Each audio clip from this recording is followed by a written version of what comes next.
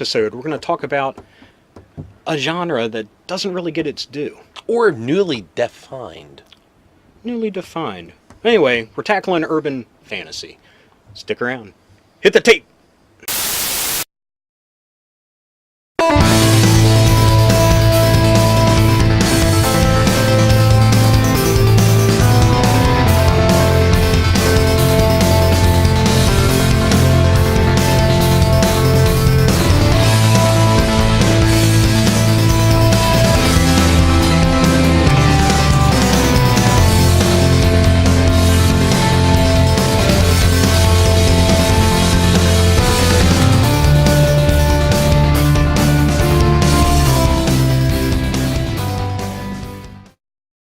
Hi, welcome back.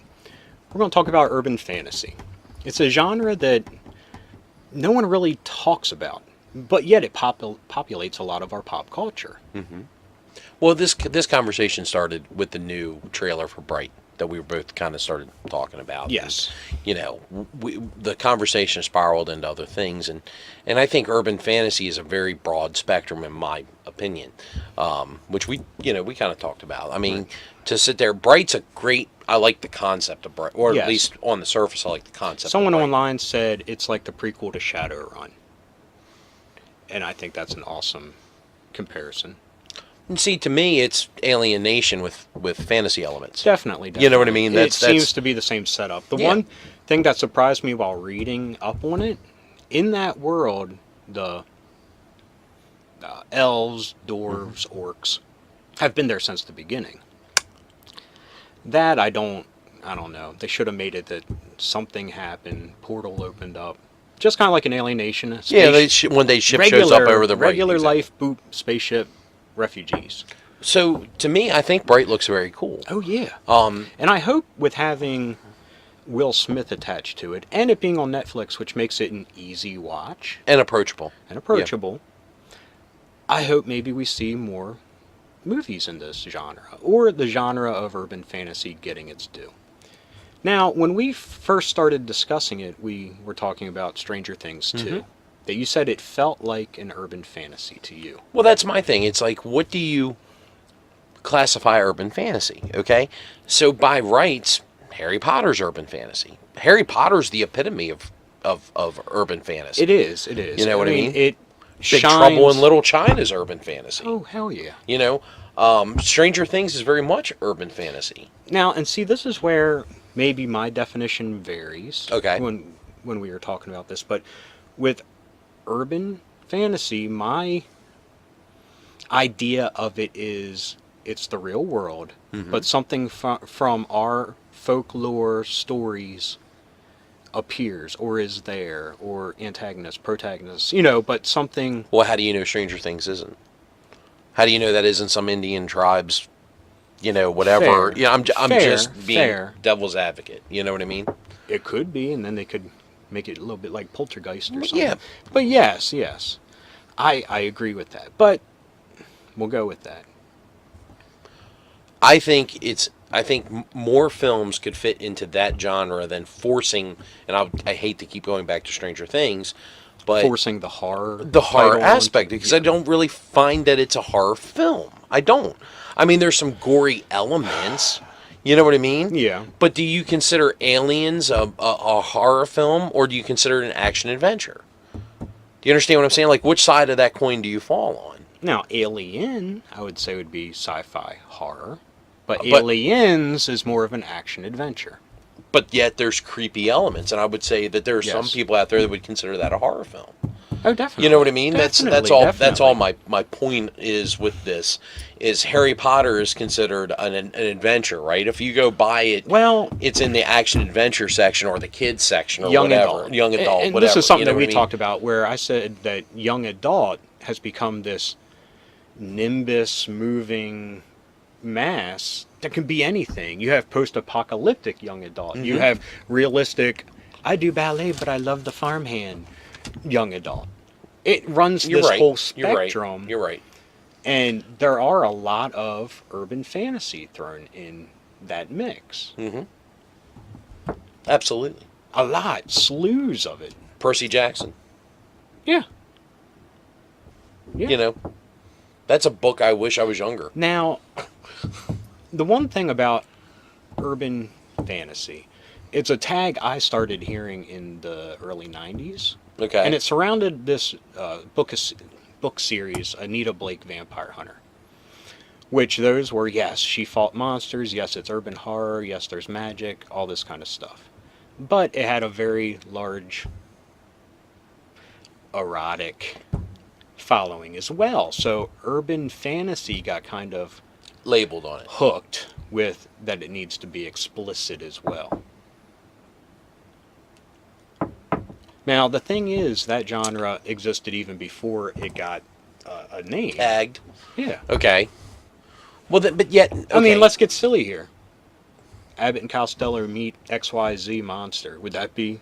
Yes. Yes. Sure. Absolutely. Yeah. Monster Squad's urban fantasy. Yeah. You know what I mean? Goonies. Oh, yeah, to an absolutely. extent. It doesn't really. Yeah. A lot of the supernatural elements of it got edited out, i.e., Yeah. giant Squid squid and stuff like that. But yeah. I mean, Hellboy's urban fantasy. Yeah, definitely. You know, I mean, if you want to get really. Thor is urban Well, fantasy. yeah, good point. Doctor Good Strange. point. Good point. Good point. Very good point. I love the concept of it. I like it. It goes back to yet again what we were talking about, the mixed genre films. Yes. You know what I mean? So if you do that, like, Dog Soldiers is a great example, Oh, right? yes, Okay. yes. So this is a movie that's a war movie. Okay. We added werewolves to it. Yes. That's a mixed genre film. That could be That's a group of soldiers pinned down anywhere in any wartime Exactly, scenario. exactly. And it would have Insert been the scenario exact here. same movie. But hey, instead of that, let's throw in werewolves. Big Trouble in Little China. Yeah. Okay. Normal guy going about his day.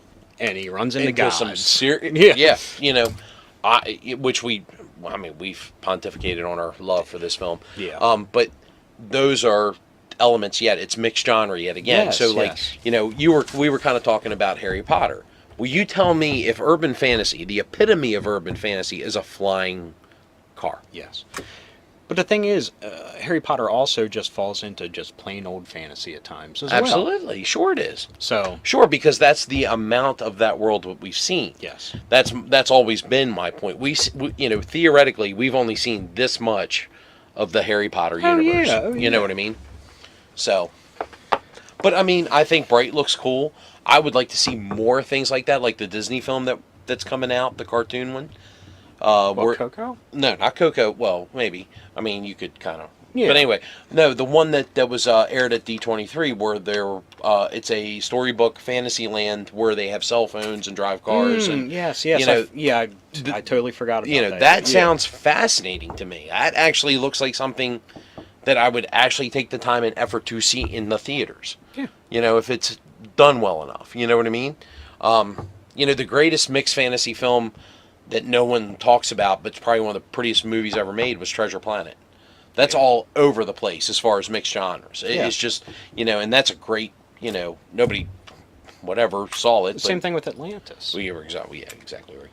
Unfortunately, those were movies that flew under the radar. Mm-hmm. Tragically. Bad timing. A lot of that was. Sorry. No, it definitely was.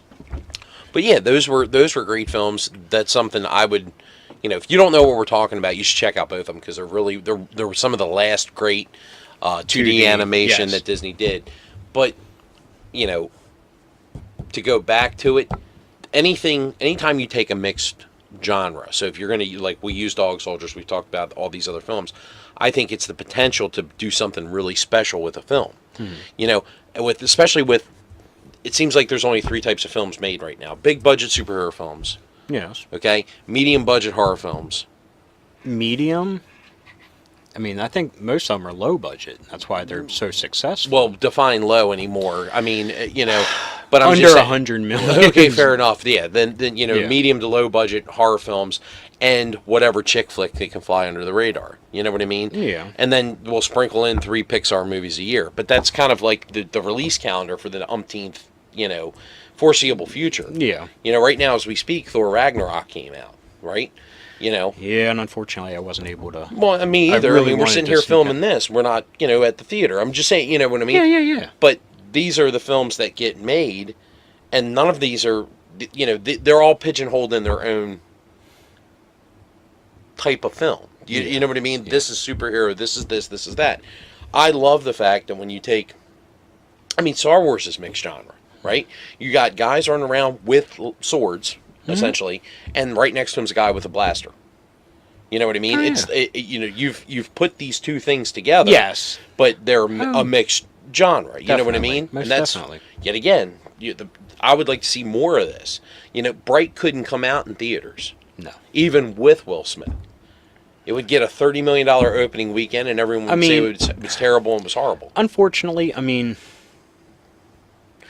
recently I'm hot and cold with Will Smith. But I grew up idolizing him with DJ Well, sure, Jazzy we all Jeff. did, because he did everything right. Exactly. Yeah. First Prince of Bel-Air, rap career, whatever. That's what you want to call it.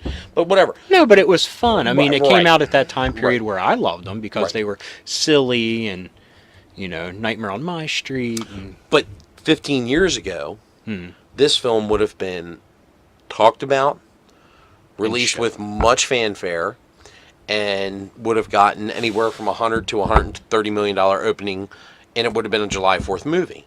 Now it is going to Netflix in Christmas. yeah. So, so there's also a hope. Where I was going with that is that this helps his career as well. That he's taking a chance where people go, damn, that was good, Well, the simple fact that he's making a Netflix films adds legitimacy to what Netflix is doing. Yeah, You know what I mean? it makes me impressed with the man to look at the script and go, okay. Honestly, that has to be a crazy script for somebody that doesn't walk in the dork world. You know what I mean? I think he walks more in the dork world than that he's given credit for. Because if you look at his big films, Men in Black's based off of a comic book. True. You know what I mean? True. You know what I mean? Yeah. Independence Day is a sci-fi extravaganza. The first It's one. a You know popcorn what I mean? flick at that. Exactly. Wild Wild West. Popcorn flick. I Am Legend. Well, I tried to get deep, but I, Robot. Yeah. I'm just saying though, this guy is, the generation below us is Arnold Schwarzenegger. Everything he's done has been more sci-fi fantasy based than anything else. True. You know what I mean? Arnie gave us the only sci-fi we got in the 80s.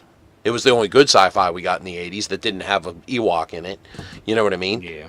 So he's doing the same thing. I think he's a bigger dork than he's given credit Fair enough, for. fair You know what I enough. mean? Fair enough. Especially in this day and age, I think it's a lot easier. Not to give any names, but I was watching a celebrity comic book shopping spree Okay. with members of a band, and we're the biggest fans, we collect and all this stuff, but when they start talking, it was Black Eyed Peas, but when they start talking, it was not that long ago. Oh, when I picked it up, it was, we're talking maybe 5 years ago. Sure. But instantly... Because that's when it's become hip to do it. Right. We've been in it since our youth. Since our Stranger Thing era. Okay, we were reading comics. We were Yes. playing D&D. That's why we identify with those characters so well. Oh, yeah. That's what we did. We were running to play Dragon's Lair and dumping way too much money into it. Exactly. You know what I mean? You could see us arguing over who's going to be Rey. Yeah, the simplest of conversations. Right. I'm just saying, though. This is, even designating each other as party members. Yes. You know what I mean? You could see it happening. And that's Yes. the only reason why it works. But, yet again, Bright looks good. I'd like to see Hollywood do more mixed genre instead of... And they do, but they get saddled with young adult. They do, and they get saddled with young adult, and sometimes they're very bad. Yes. Very bad. Very, very bad films. So bad, in fact, that they can't even make their final film. Divergent. But I would like to see Hollywood break some of this mold. I love the superhero movies. Don't ever misunderstand where I'm coming from. Do you think we'll get to an age where they'll just go back to being sci-fi movies? Like when we would hit the video store, there'd be B-level superhero If you would movies. have told me that 15 years ago, the only way Martin Scorsese is going to get his new movie made is to go to a streaming system, I would have said you're a liar. Well, I think No, it's, I'm saying. I know, but I think But it's now we partly live in that a- and partly that they, hey, to finance your movie, all right, here's a big old check. True. But Yeah, I'm he saying, doesn't have to fight through but- producers and stuff. but I don't know if The Departed would have been the #1 movie at the box office right now that it was when it came out in 2010 or No. whatever, 9 or whatever year it No, was. I don't think so. Do you understand what I'm saying? And that's what I think is interesting right now.